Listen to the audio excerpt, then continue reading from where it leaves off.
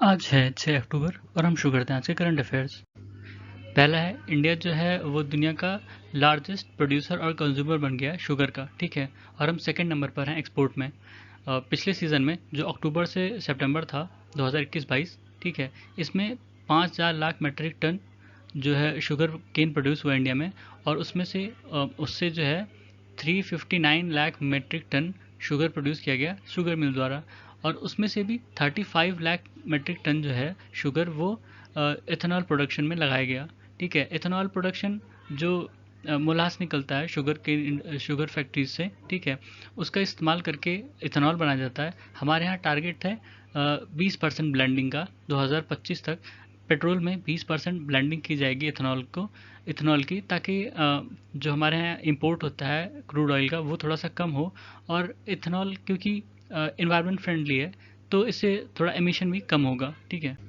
फिर है ethanol blending with petrol. ये प्रोग्राम 2003 में लॉन्च किया गया था मिनिस्ट्री ऑफ पेट्रोलियम और नेचुरल गैस द्वारा, ताकि एक अल्टरनेटिव और इन्वायरमेंट फ्रेंडली जो फ्यूल होता है उसका यूज़ किया जा सके, ठीक है। शुरू में टारगेट था 10% का, 2022 तक 10% इथेनॉल जो है पेट्रोल में मिक्स करना था और 20% 2030 तक, ठीक है।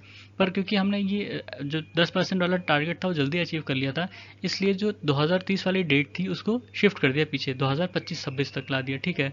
2025-26 तक 20% पेट्रोल में ब्लेंडिंग करनी है इथेनॉल की, ठीक है। इथेनॉल देखा जाए तो ये एग्रो बेस्ड प्रोडक्ट है, ठीक है, जो शुगर केन, मेज, वीट इन सब से बनता है, ठीक है। और हमारे यहाँ बेसिकली जो बनाया जाता है वो शुगर केन से बनाया जाता है, शुगर केन का जो मोलास होता है उससे बनाया जाता है।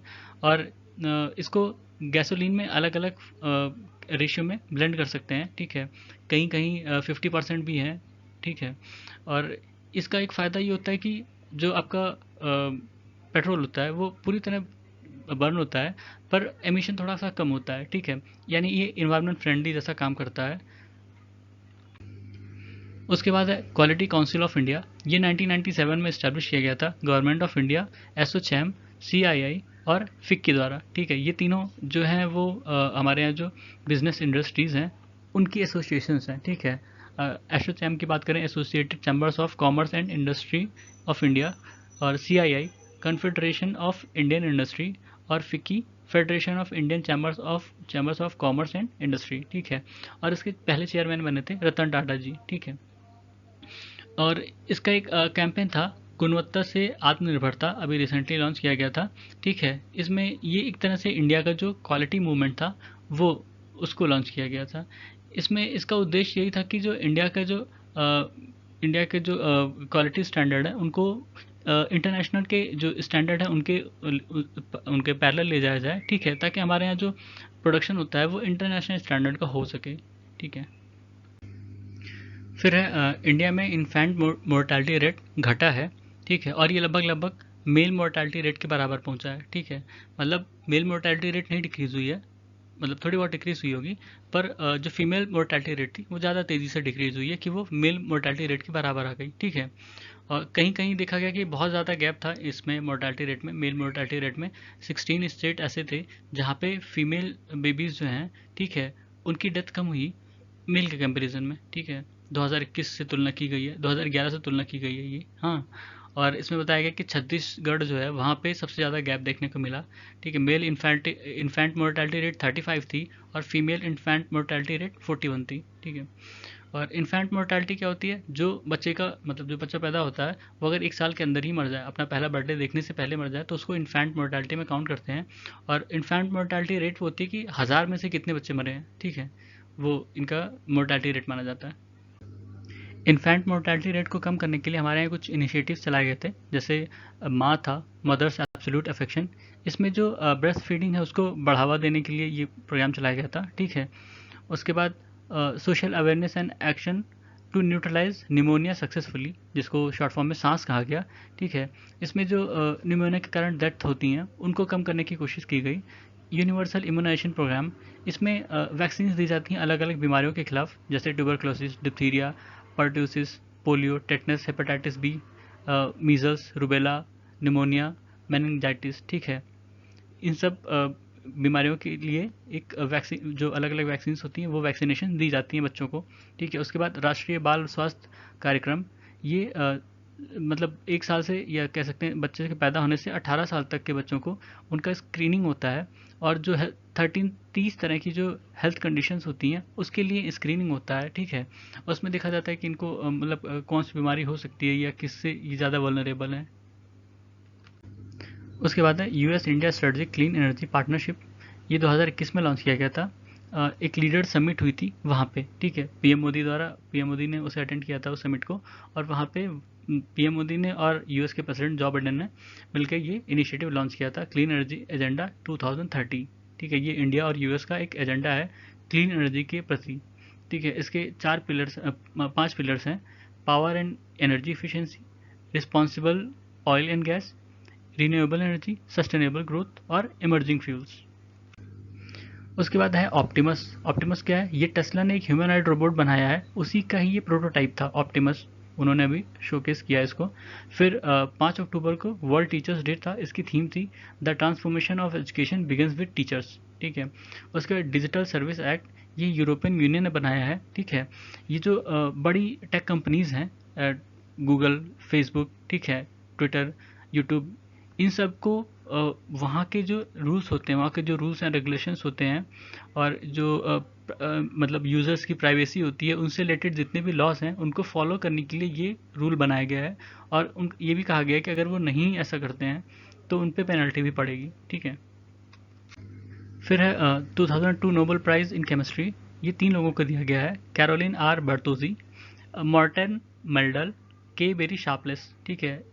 के बेरी शार्पलेस और कैरोलिन आर बर्तोजी, ये 2 लोग यूएसए के हैं। मॉर्टन मेल्डल, ये डेनमार्क के हैं। के बेरी शार्पलेस 5वें ऐसे व्यक्ति बने हैं जिन्हें दूसरा नोबेल प्राइज़ मिला है, ठीक है। और इन लोगों को नोबेल प्राइज़ दिया गया है क्लिक केमिस्ट्री और बायो ऑर्थोगोनल केमिस्ट्री के लिए। फिर है क्लिक केमिस्ट्री। क्या होती है क्लिक केमिस्ट्री? केमिस्ट्री की एक फील्ड है जिसमें मॉलिक्यूल्स जो हैं वो बहुत जल्दी और इफ़िशिएंटली रिएक्ट कर देते हैं, ठीक है, ताकि उसमें ज़्यादा एफर्ट ना लगाना पड़े, क्योंकि रिएक्शन जितना बड़ा होता जाएगा फिर उसमें क्या कहते हैं वेस्टेज उतना ज़्यादा ही होगा, ठीक है। जितनी कॉम्प्लेक्सिटी बढ़ती जाएगी किसी एक मॉलिक्यूल को ड्राइव करने के लिए, मान लीजिए कि कोई एक चेन ऑफ रिएक्शन आपको करना पड़े किसी एक छोटे से मॉलिक्यूल या एक जो आप डिजायर्ड मॉलिक्यूल चाहते हैं उसको ड्राइव करने के लिए, तो उसमें वेस्टेज भी उतना ज़्यादा होगा, ठीक है। पर अगर कोई आपको ऐसे 2 सब्सटेंस या 2 मॉलिक्यूल मिल जाएं जो आपस में रिएक्ट करें और आपको आपका डिजायर्ड प्रोडक्ट दे दें, ठीक है, तो उसमें वेस्टेज कम होगा। और इसकी ज़रूरत इन्होंने बताया कहाँ है। जैसे कि हमें कोई एक डिज़ायर्ड मटेरियल चाहिए, तो अगर मान लीजिए कार्बन से रिलेटेड कोई एटम, ठीक है, तो वो एक्सपेंसिव है। अब इसको अगर हमें जो शॉर्ट रिएक्शन होते हैं उसमें मिल गया तो अच्छी बात है, हमारा कम वेस्टेज होगा, एफर्ट कम लगेगा, टाइम कम लगेगा, रिसोर्स कम लगेंगे।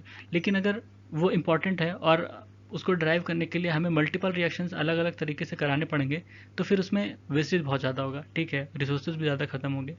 तो उस पर्पज़ से इस फील्ड का डेवलपमेंट किया गया। फिर है OPEC, organization of the petroleum exporting countries, ठीक है। ये सितंबर 1960 में इस्टेब्लिश हुआ। Iran, Iraq, Kuwait, Saudi Arabia और वेनेजुएला द्वारा, ये 5 कंट्रीज़ की फाउंडिंग मेंबर्स थी। इसका हेडक्वार्टर वियना ऑस्ट्रिया में है, ऑस्ट्रिया यूरोप में है, ठीक है। इसके अलावा इन 5 फाउंडिंग मेंबर्स के अलावा लीबिया, यूनाइटेड अरब अमीरात, अल्जीरिया, नाइजीरिया, गबन, अंगोला, इक्वेटोरियल गिनिया और कॉन्गो इसकी मेंबर हैं। इनके अलावा 3 और कंट्रीज़ इसकी मेंबर थी पहले, जो अब लैप्स कर चुकी हैं, मतलब अब उसकी मेंबर नहीं है: इंडोनेशिया, इक्वाडोर और कतर, ठीक है। इनके अलावा भी ऐसी कंट्रीज़ हैं जो क्रूड ऑयल प्रोड्यूस करती हैं, एक्सपोर्ट करती हैं, पर वो इनकी मेंबर नहीं है, ठीक है। वो 11 कंट्रीज़ हैं, और उसमें सबसे बड़ी कंट्री रशिया है, मतलब प्रोड्यूसिंग कंट्री। उनको देखा जाए तो Azerbaijan, Bahrain, Bruny, Kazakhstan, Malaysia, Mexico, Oman, Russia, south Sudan, Sudan, ठीक है। ये 11 कंट्रीज़ हैं। इन दोनों को मिला के ही ओपेक प्लस कहा जाता है। जो ये ओपेक कंट्रीज़ हैं और नॉन ओपेक कंट्रीज़ हैं, टोटल 24 कंट्रीज़ हो गई जो ऑयल प्रोड्यूस करती हैं और एक्सपोर्ट करती हैं। इवन यूएसए भी है, ठीक है, पर वो इसका पार्ट नहीं है, ना ओपेक का ना ओपेक प्लस का। और इसके बाद ये जो ओपेक कंट्रीज़ हैं, ये पूरी दुनिया का करीब 40% क्रूड ऑयल प्रोड्यूस करती हैं, और इनके पास करीब करीब 80% जो ग्लोबल ऑयल रिजर्व है वो है। सबसे बड़ा ऑयल रिजर्व वेनेजुएला में है, ठीक है। अभी एक न्यूज़ थी कि ओपेक और ओपेक प्लस कंट्रीज़ जो हैं वो ऑयल प्रोडक्शन को घटाना चाहती हैं। क्यों घटाना चाहती हैं? क्योंकि जब रशिया और यूक्रेन की लड़ाई छिड़ी थी तब क्रूड ऑयल के प्राइसेस जो थे वो काफ़ी हाई थे, ठीक है? तो ये जो एक्सपोर्टिंग कंट्रीज़ थी इनको फ़ायदा हो रहा था, पर अब धीरे-धीरे देखने को मिला है कि जो प्राइसेस हैं वो कम हो रही हैं। मतलब मार्केट में देखा जाए, अगर ओवरऑल देखा जाए तो मार्केट में ऑयल ज़्यादा है और उसके डिमांड जो है वो कम है, इसलिए उसकी प्राइसेस ड्रॉप कर रही हैं।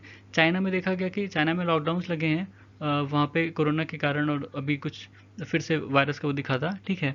तो वहाँ पे डिमांड कम होने की वजह से जो इनके ऑयल हैं वो मतलब मार्केट में ज़्यादा ऑयल है, ठीक है? उस हिसाब से जितना ही प्रोडक्शन कर रहे हैं उतना डिमांड नहीं है, तो उसके प्राइसेस घट रहे हैं। अब ये जो कंट्रीज़ हैं ये ऑयल एक्सपोर्ट पर ज़्यादा डिपेंड रहती हैं, चाहे वो अरेबियन कंट्रीज़ हो चाहे वो रशिया हो, ठीक है? रशिया ऑयल और गैस दोनों ही एक्सपोर्ट करता है। गैस वो एक्सपोर्ट कर रहा है यूरोप को, और ऑयल एक्सपोर्ट कर रहा है इंडिया चाइना वगैरह को, ठीक है? दूसरी कंट्री जो हम लोग साउथ एशियन कंट्रीज है ज़्यादातर। तो अब जब डिमांड कम होगा तो प्रॉब्लम होगी कि प्राइसेस उसकी घटेंगी, प्रोडक्शन उतना ही रहेगा, ठीक है? तो उनको नुकसान होगा। उस नुकसान से बचने के लिए, अपना फ़ायदा कराने के लिए वो प्रोडक्शन को घटाएंगे, ठीक है? ताकि जो प्राइसेस हैं ये फिर से स्टेबलाइज हों और बढ़ें। और ये मैप है जिसमें दोनों ही कंट्रीज़ हैं, ओपेक और ओपेक प्लस, ठीक है? इसमें नाम मेंशन नहीं है, हालांकि नाम पहले ही मेंशन किया जा चुका है। तो ये बस उनकी लोकेशन के हिसाब से था, इसको देख लीजिएगा। इसमें यूएस ओपेक और ओपेक प्लस किसी में नहीं आता, पर वो ऑयल प्रोड्यूस करता है, ठीक है? क्रूड ऑयल वो भी प्रोड्यूस करता है, और भी कुछ कंट्रीज़ हैं जो ऑयल प्रोड्यूस करती हैं, ठीक है? तो ये था आज का हमारा करंट अफेयर्स। सुनने के लिए धन्यवाद।